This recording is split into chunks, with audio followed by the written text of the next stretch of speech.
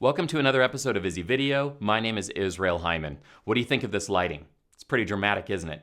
It's very dramatic. It's got black all around me. You have no idea where I am. I'm not in any particular place. And you see this type of thing a lot in movies where they really want to draw attention to the thoughts or the concepts that the speaker is using. There's no distractions.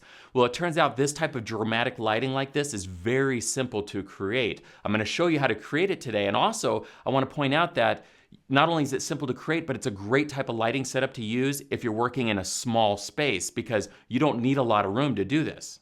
Let's go ahead and take you behind the scenes now and I'll show you how this is done. There's basically 4 different elements to this. First part is there's a small softbox here that's my key light. Also inside the softbox there's an egg crate. I'll show you that here in a minute. Then also here on this side we have a black fabric called a flag, and we'll talk about that here in a moment too. And then behind me there's a black fabric that's serving as the background. So the softbox, the egg crate, the black flag, and the black fabric, that's all it takes to create this setup. And I'll get into the details on how this is, why we use these tools now. I've brought the softbox in close here to show you. You can see that this is the small Shimra softbox that I'm using for the lighting setup. It has a 1,000-watt tungsten bulb in it. It's the single and only light source. Now, okay, so ignore the grid for now. I'm going to talk about that here in a moment. But the reason why it's good to use a small softbox for this is because you don't want to illuminate too much of the face. You just want to have like a circle, almost like a masked area, a mask of light, and that's what you set the exposure to. So I take the light, I position it here, raise it up a little bit, and make sure that it's shooting at an angle at my face so it's illuminating this part and leaving this part in shadow. And if you've seen previous episodes of Izzy Video, you know that when you have the shadow part towards the camera, that's called short lighting, and short lighting is very dramatic compared to other alternatives. Okay, so the trick here is to use a small softbox. If it's too big, it'll fill in too much of the shadow area and you'll end up with too much of a gradual transition from the normal lit area to the shadow area. You want a harder edge, a harder light. The egg crate that you see here is a very important part of this setup. I wouldn't be able to do it without it. Now what it does is you put this on the softbox and it directs the light forward. Now softboxes typically they create a type of light that has a tendency to spill everywhere. And what spilling means is that the light goes someplace you don't want it to go. So for example, a very frequent problem is when the light from the softbox gets onto the background itself. Instead of having a black background then, so you lose that appearance of nothingness, you know, the empty void that I'm talking in. So instead of having black, you have like a dark gray background, or you can actually see the fabric, which of course you don't want. So an egg crate is a critical part of this setup. It's going to direct the light forward onto me and only onto me.